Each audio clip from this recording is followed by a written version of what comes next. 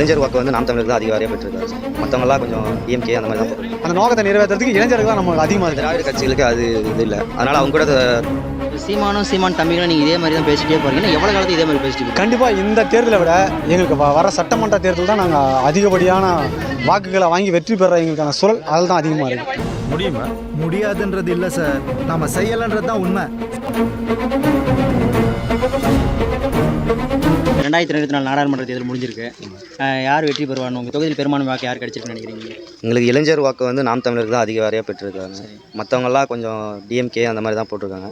என்ன இருந்தாலும் நாம் தமிழர் தான் கண்டிப்பாக அந்த இளைஞர்கள் ஏன் நாம் தமிழர் நோக்கி வராங்க? சரியா, இளைஞர்களுக்கு இப்போ இருக்கிற இளைஞர்களுக்கு நாம் தமிழர் கட்சி வந்தால் தான் வேலை வாய்ப்புலேருந்து அவங்க பசங்க இது பண்ணுறதுலேருந்து நாம் தமிழர் வந்தால் மட்டும்தான் இது நடக்கும். இப்போ நம்முடைய கட்சியினுடைய நோக்கம் என்னன்னா, எதிர்கால சந்ததியினர் வந்து நம்முடைய மண் வளம், மலை வளம், நீர் வளம், இந்த மாதிரி எல்லா வளத்தையும் எதிர்கால சந்ததியினருக்கு காப்பாற்றணும் அப்படிங்கிறது நம்முடைய கட்சியோட நோக்கமே.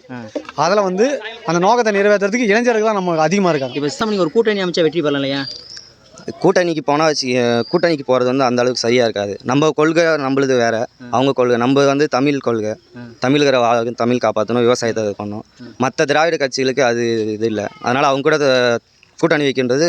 இப்போ சீமான் தம்பிகளும் நீங்கள் இதே மாதிரி தான் பேசிட்டே போகிறீங்க. எவ்வளோ காலத்துக்கு இதே மாதிரி பேசிட்டு இருக்கீங்க? கண்டிப்பாக இந்த தேர்தலை விட எங்களுக்கு வர சட்டமன்ற தேர்தல் தான் நாங்கள் அதிகப்படியான வாக்குகளை வாங்கி வெற்றி பெற எங்களுக்கான சூழல் அதில் தான் அதிகமாக இருக்குது.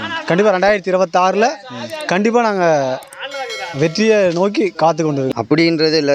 இப்போ இருக்கிற இளைஞர்கள் அந்த அளவுக்கு அப்படி நினைக்கிற இளைஞர்கள் அண்ணன் கூட கண்டிப்பாக இருக்கிறதில்ல. கூட்டணி வச்சாதான் பிரிஞ்சு போவாங்களே தவிர கூட்டணி இல்லாததான் இன்னும் நிறைய இளைஞர்கள் வந்து சேருவாங்க.